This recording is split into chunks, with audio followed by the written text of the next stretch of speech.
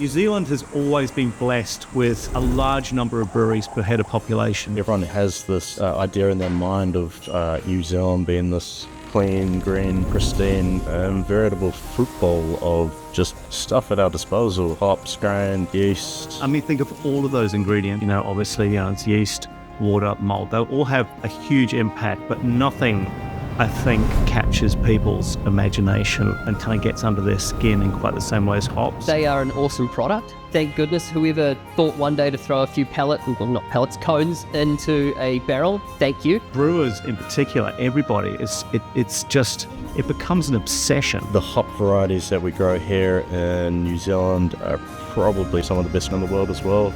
Like, I'm biased, but probably do. I mean, it's really hard not to get swept up by it. It's pretty romantic and cool. My name is Pete Gillespie. I am one of the founders and head brewer at Garage Project, which is a brewery in Wellington, New Zealand. I'm Rory Donovan, head brewer at Lakeman Brewing. My name is Braden Rawlinson. I am the head brewer here at Fork and Brewer. This is Beer and Back Again, a story about a little ingredient with big flavor in beer. We are talking about hops.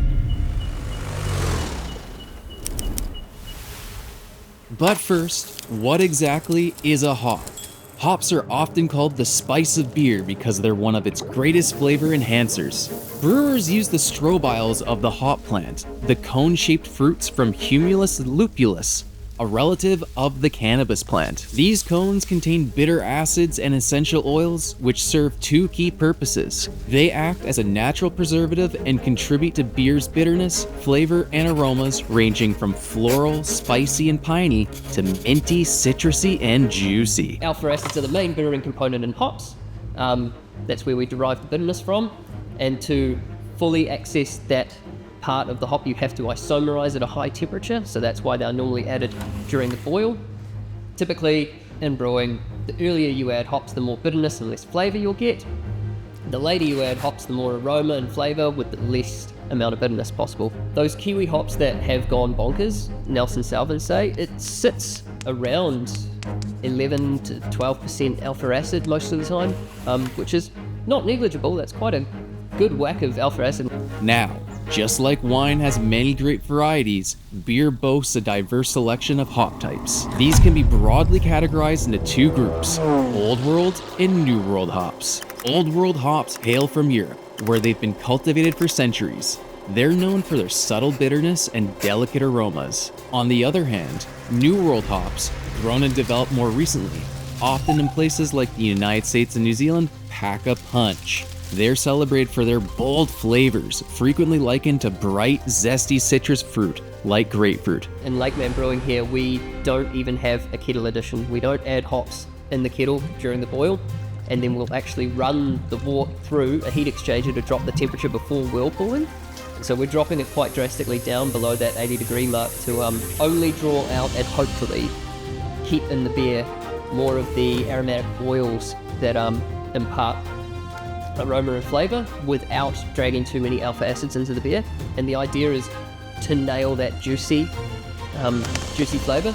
But if hops weren't native to New Zealand, what is the history of beer in the country? It was 1987 and New Zealand was going off, but there was a problem. Wine was in and beer was out.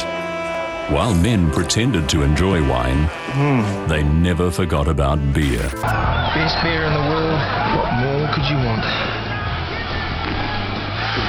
So, are you boys gonna sing for us? Red-blooded, blood brothers. Red-blooded and we've all got different mothers. Red-blooded, blood brothers. And there's only one beer we drink round here, mate. And it's not blue, black label, double colour, brown or green. It's red, mate, like a fire engine. And it comes in a bottle and a can. And it's got a little lion on it. You can call me old, boy.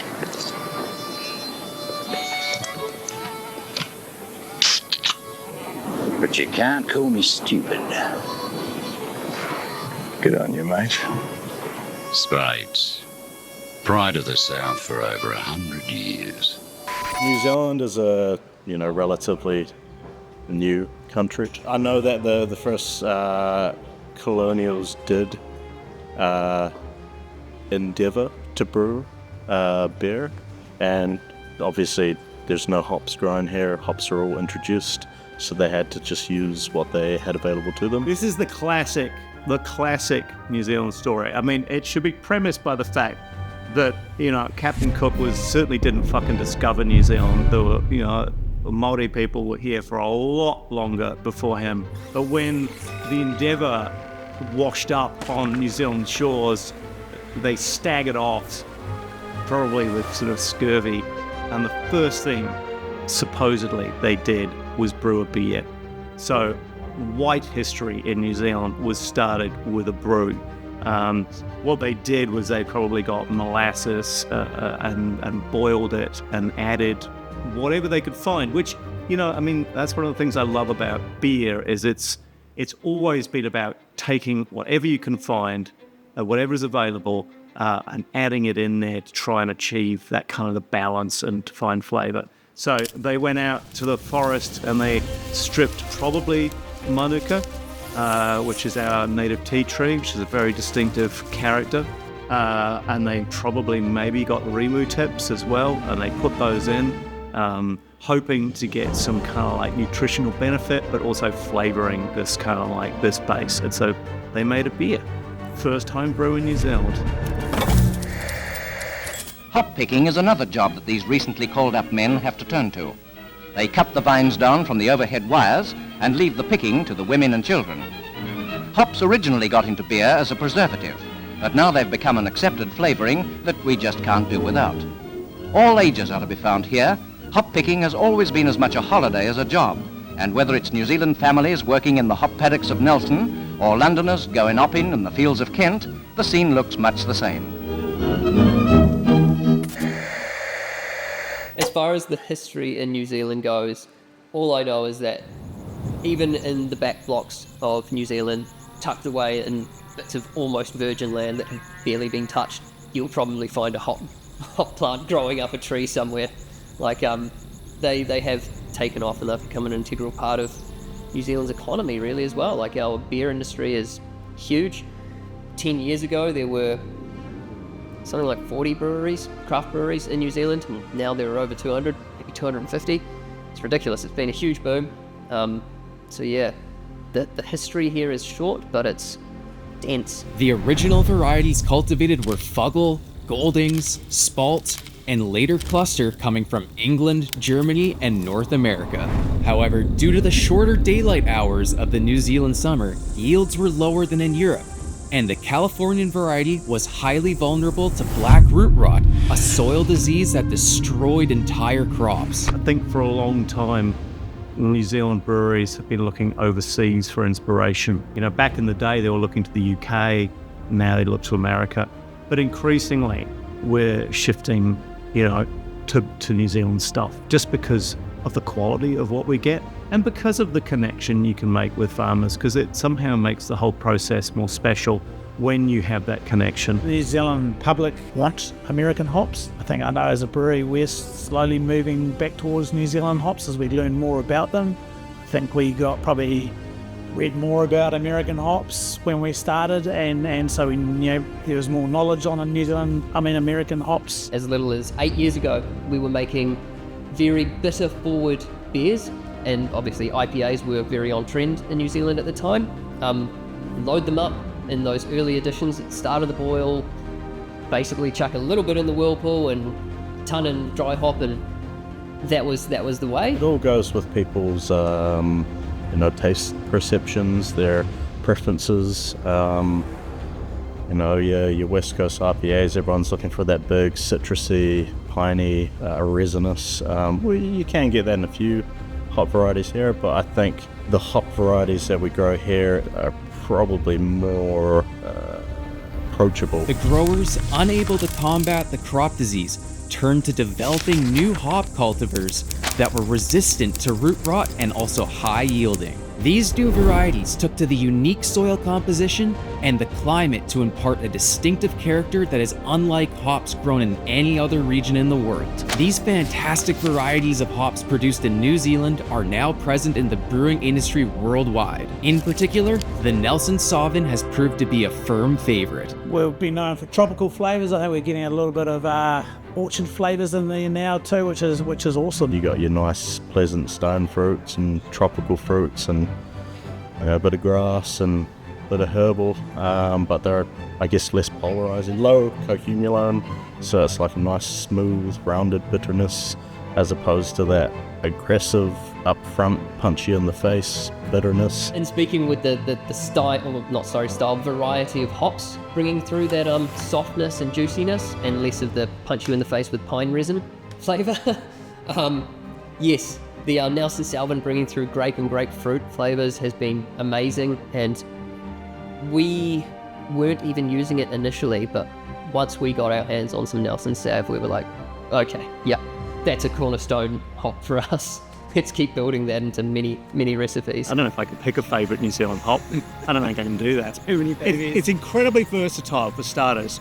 Depending on what you put it with, it will change its character dramatically. Put it by itself and with an early picking, and it can be distinctly kind of Sauvignon Blanc, white wine, grape character. You know, you get gooseberries and all sorts of things like that. Can be very clean. And then if you late picked stuff becomes increasingly tropical, as these guys have discovered. But then if you marry it up with other hops, flavor changes completely. So you can make it veer off and all these kind of like super cool, like a great actor that can like interact with other actors, and you know, and also there are other hops out here like Southern Cross that are like best supporting actor, and when you get the two together, you just get amazing performances. So I mean, look, it's the versatility of Nelson Sauvin. Also, I mean, some crazy aromatics that are totally unique to this hop. I mean, other people in other countries have tried to kind of mimic it, and I mean, I haven't come across anything that has yet. And if you spend any time at the harvest, you know, just obviously you can't share with viewers what it smells like here at the moment, but like it is so pungent. There's that kind of like intense tropical, dank, resinous character in the air no matter where you are. Even when you're off away from the hop fields, you could be staying anywhere in this area, and if the wind blows in the right direction, you just get this huge kind of like wave of hop flavour. I mean, it's just incredible. So obviously the established cultivars and varieties, your Nelson Sauvin, your Riwaka, even Taiheki is pretty bloody well known these days, Moteri, Motueka. Oh, there's heaps. Pacific Jade, what a beautiful hop. But it's by no means the only cool New Zealand hop. I mean, there's Riwaka as well, which is like challenging for people to grow, but I mean, it's like intensely unique. And if you use it in the right way, it's a fantastic hop. Motueka.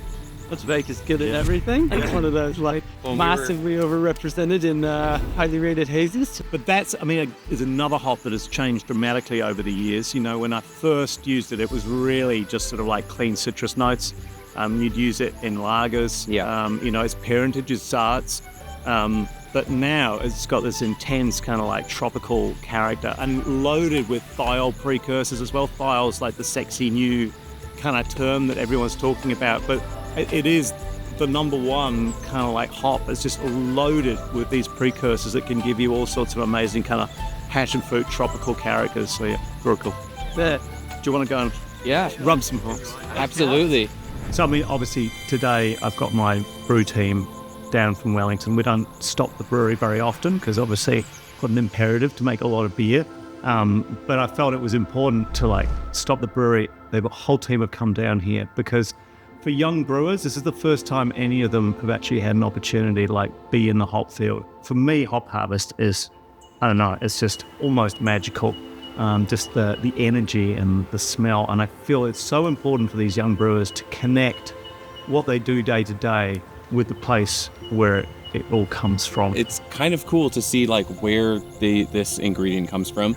I actually, not a joke, didn't know they came on vines. They grew on vines. I just assumed it was a hop tree for some reason, and it was just like picking like apples, and it was more like an orchard, but this is more like a vineyard. that you would get with wine. When we're looking at the four main ingredients like water, malt, hops, and yeast, nobody really thinks about kind of like those ingredients going into beer. And when you come to the farms, you can actually see that it's a plant. Yeah, it's just a plant. I mean, I think obviously because of craft beer, you have, the symbol of craft beer I find is always the hop. Sure. I didn't realize for the longest time what that was until, I don't know, I started drinking craft beers, and then it's everywhere. And so you do know what it is, but you don't really understand, where it comes from or the scale that goes on in production and how it's made. And how it's kind of processed. When I was young as a brewer, bags of hops would turn up and you'd rip them open and throw them into beer, and it would smell nice and you'd be excited. But when you actually come to a hop farm and you connect with the farmer and you get a chance to rub the hops in the field, I mean, I feel like all of the planets align and you get this kind of super magic moment. So to be able to share that with my brew team is extremely special. I mean, I think for the longest time, because there was a separation between hop farmers and brewers, hop farmers were picking hops based entirely on kind of agricultural imperatives, what's the best weight that I can get out of this? How can I do it most efficiently with my time so that, I don't run into problems later on? And I mean, from an agricultural perspective, that's great, but there was no connection with brewers and what brewers were wanting. So I think what's happened probably, slowly over the last kind of like 10, especially 5 years, hop growers actually listening to what brewers are wanting and adjusting their practice. I mean, the way these guys pick isn't the easiest way to pick hops. I mean, if they were going for ease, they would have started probably 4 weeks ago and they'd be spreading it out nicely so there are no pinch points, but they're not. They're waiting until things get ripe and waiting until they're at their absolute best and then picking them. It was really fascinating to see just what goes on into just creating one of the ingredients. When you see the scale, and then you also remember that even though a lot of these cones look the same, you might see some elongated ones, you might see some ones that look more like a pine cone and more rounded, some ones that like kind of like branch out crazy like a beard.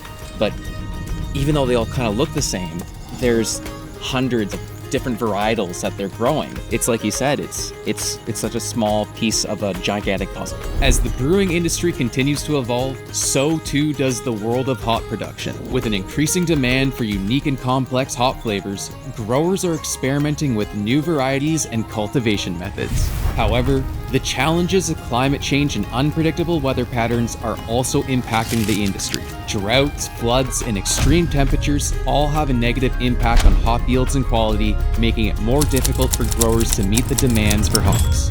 Despite these challenges, the future of hops look bright. As the craft beer industry continues to grow and evolve, there will always be an ongoing demand for new and exciting hop flavors.